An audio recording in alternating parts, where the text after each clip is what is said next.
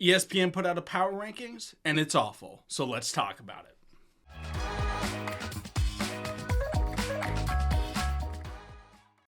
What's going on, everybody? Welcome back to TTB Ravens Media, bringing you Ravens content every single day. And in this video, I'm going to be talking about an ESPN power rankings based on roster. And this was put out, I first noticed it from Dov Kleiman.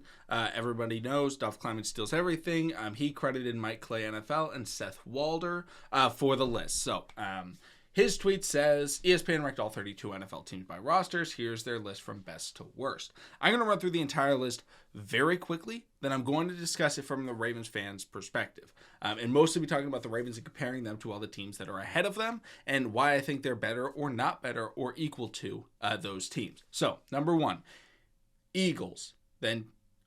number one, Chiefs, Eagles, Bills, Dolphins, Bengals, Cowboys, Chargers, Niners, Browns, Jets, Ravens at 11, Seahawks, Broncos, Steelers, Jaguars, Vikings, Lions, Giants, Saints, Patriots, Raiders, Bears, Packers, Commanders, Panthers, Falcons, Buccaneers, Titans, Texans, Colts, Rams, Cardinals.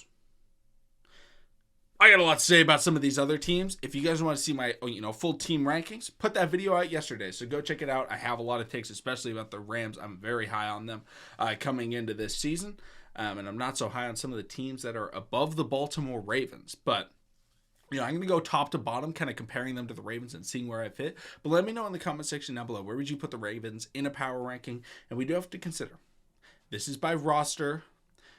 That means it doesn't consider coaching. I just want to throw that out there. So whether or not that helps or hurts some of these teams, keep that in mind. But first off is the Kansas City Chiefs. If we're going by roster, they're better than the Ravens. I think they're the best team in the NFL, even if you don't consider Andy Reid. I just think Mahomes and Kelsey is too good to not be the best. Eagles, they were in the Super Bowl. Fine with them at number 2. Fine with them being better than the Ravens. Without coaching, they're a much better team than the Ravens. I'm not going to lie. The Bills at 3 is surprising to me. And that's mostly because I think the Niners are far and away at least a top 3 team in the NFL when you're looking at roster. I mean, the Bills, it's just like Josh Allen and a good offense. Outside of Josh Allen's good offense, they're great offense. Like you compare them to the Ravens, I think they're comparable to the Ravens. Whether or not you can put them a little bit better, you can put them a little bit worse than the Ravens. I don't have a major preference on that side. In my tier list rankings, I think I put the Bills above the Ravens, but very surprising that they're ahead of the San Francisco 49ers. The Dolphins at 4, I can see why this is put here. Tyreek, Waddle, Jalen Ramsey. Those are star players right there.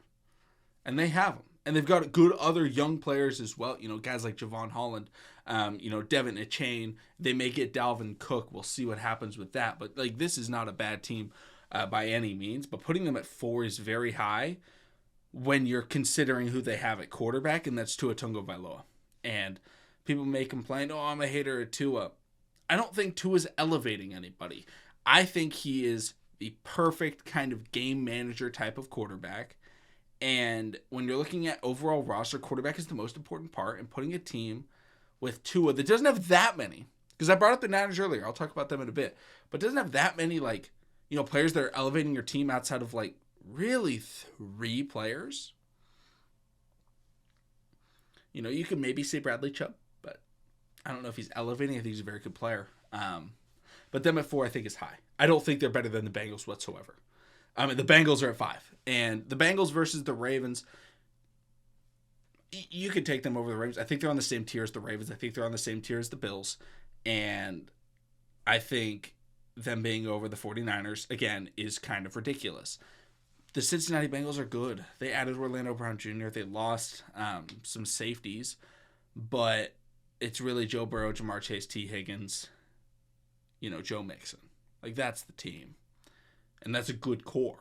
I'm not trying to debate that with anybody. They've got a top 3 quarterback in the NFL. I put him at number 2. Hopefully Lamar overpasses him this year, but, from what we've seen the last couple of seasons, Joe Burrow's been fantastic. At 5, though, I think that's completely fair. I'm not going to be upset at that. The Cowboys at 6. This is fair if you take out quarterback. I talked about Tua not elevating teammates. Dak Prescott is worse than Tua. I saw Dak Prescott. Check out, Play Action Football. I put out a YouTube short on this. It's coming out today. Dak Prescott is not good. Now, you could look at him and say, like, well, a couple years ago he had his great. Yeah, then he had a major injury, missed an entire season, was absolutely awful the next season, and then last year was bad. They have a good roster outside of that. But Dak Prescott is holding this team back, and putting them at 6 is a little bit ridiculous. Again, over the 49ers is hilarious, considering the 49ers beat them like every time they play. Number 7, the Chargers. That's good. I would put the Chargers over the Cowboys. I would put the Chargers over the Dolphins, most likely, if you're not factoring in coaching. I mean, that's a great roster. If you're looking at just roster, the Chargers are always, going to be in that top 5 in the league. They got great quarterback, great running back, great wide receiver core. Maybe I have them as the number 2 pass rusher duo in the NFL. With Khalil Mack and Joey Bosa. They've got the best safety in the NFL, in my opinion, in Derwin James. This is a stud team when you look at roster. What holds them back is always coaching. Them at 7 might be a little bit too low. 8 is the 49ers. Now, I've mentioned them like 3 or 4 times. They're better than the Ravens. This team is great. This is a top 3 team in the NFL. I have them as number 2. And a lot of people are going to look at that and be like, well, we don't know who exactly is going to be starting at quarterback. Here's the thing about that team. It doesn't matter who starts as quarterback as long as there is a quarterback. This is a team that made the Super Bowl with Jimmy Garoppolo, and this is a better roster than they had that year. It's a better roster. Fred Warner's a top 5 defensive player in the NFL. Bosa, probably the 6th best defensive player in the NFL. If you want to put him top 5, I wouldn't be hating on it. Then you look at the offense. Oh, Christian McCaffrey, best running back in the NFL. George Kittle, a great tight end. Someone got mad at me. I said he's the 2nd best tight end in the NFL. I'm doubling down. He is the 2nd best tight end in the NFL. Mark Andrews is my number 3. Not a Mark Andrews hater. I love Mark Andrews. George Kittle, his blocking is unbelievable. Oh, they also have maybe the best offensive lineman in the NFL in Trent Williams. They lost the worst player starting on their team last year in Mike McGlinchey. Like, why are they dropping in power rankings? They had a quarterback last year, Brock Purdy. They went 8-0 with the final pick in the draft. And I don't think Brock Purdy is some revolutionary quarterback. I think he's someone that just doesn't turn the ball over a lot. And I think whether it's Trey Lance or Brock Purdy starting this year, I think they're going to be very, very good and easily win their division and almost guaranteed, as long as they have a quarterback, be in the NFC Championship game playing against the Eagles once again. That roster is unbelievably good. It's not factoring in that Kyle Shanahan's one of the best coaches in the NFL. That right there is just ridiculous. The Browns at 9. Why are we taking the Browns over the Ravens? This is a take that I've been seeing more and more. One, I think Nick Chubb's overrated. I'll talk about that in my running back tier list video. But some people have him as their number 1 running back in the NFL. And then Deshaun Watson. Like, a lot of people are just like expecting this Deshaun Watson Undertaker-esque, just comeback. He's just going to come back from the dead and be great. We saw him last year. And I like Deshaun Watson's game. I am not a hater whatsoever. I do really like his game. But to expect him all of a sudden this year, the receiving core didn't really get that much better. Like, they added more. They added a couple of guys, like back-end roster players. But, like, this team is just, like, the same, but Deshaun Watson's had an offseason, and a lot of people are like, oh, he's still a top 10 quarterback. It's like, let us see it before we start saying their roster's that good. Now, I love their defense. I think their defense is going to be very good, but, it's a questionable roster with how good are these players going to play together? How good is Deshaun Watson going to be? That is completely the question with this roster. And right now, we have not seen anything from Deshaun Watson since he was in Houston to be able to say that he is elite. He didn't look elite last year. And putting them over the Ravens is hilarious. I think it's laughable. The Jets at 10. I have no problem with the Jets being at 10. I have a problem with them being over the Ravens. But the Jets, they're a good roster. I think Aaron Rodgers is going to look pretty good this year. I like Breece Hall. I like who did they draft? They have a backup. Israel Abinaconda is the backup. I was trying to remember who they drafted out of Pitt. I do like his game. Obviously Garrett Wilson, very solid. Alan Lazard, good number 2 wide receiver. Rodgers is really going to like that. They have an okay tight end. You look at the defense, Robert Saleh, he's the coach. That doesn't matter in this, but you have Sauce Gardner. He's kind of the main piece of that defense. You have other players that are going to make a difference. They were a good defense last year. I expect them to be pretty good again.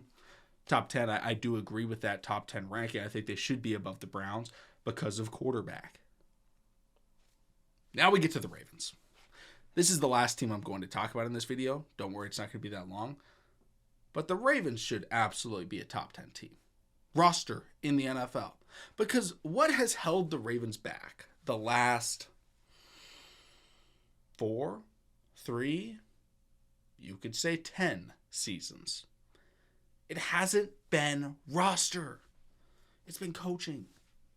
And this is maybe the best roster the Ravens have had. I made a video on this. Best roster the Ravens have had maybe since 2012.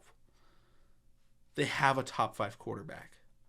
They have a way better receiving core than they have had in a very long time. Maybe the best receiving core they've ever had.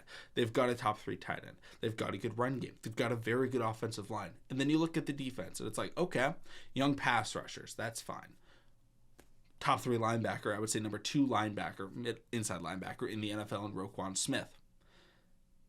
Then you have your cornerback, number 1, Marlon Humphrey.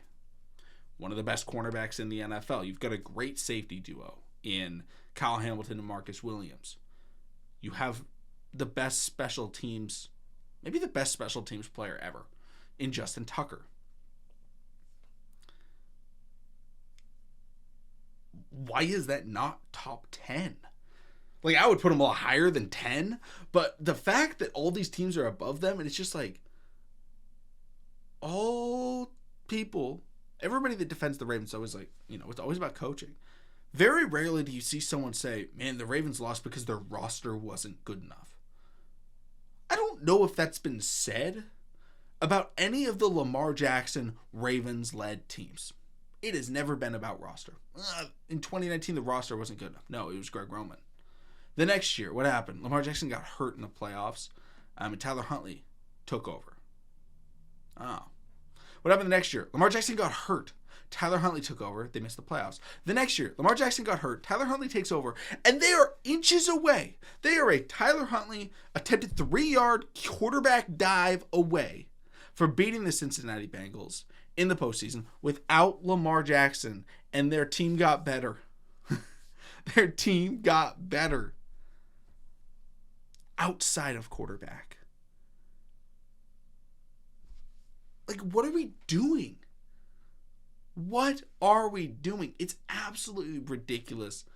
I think it's almost like MVP votes, right?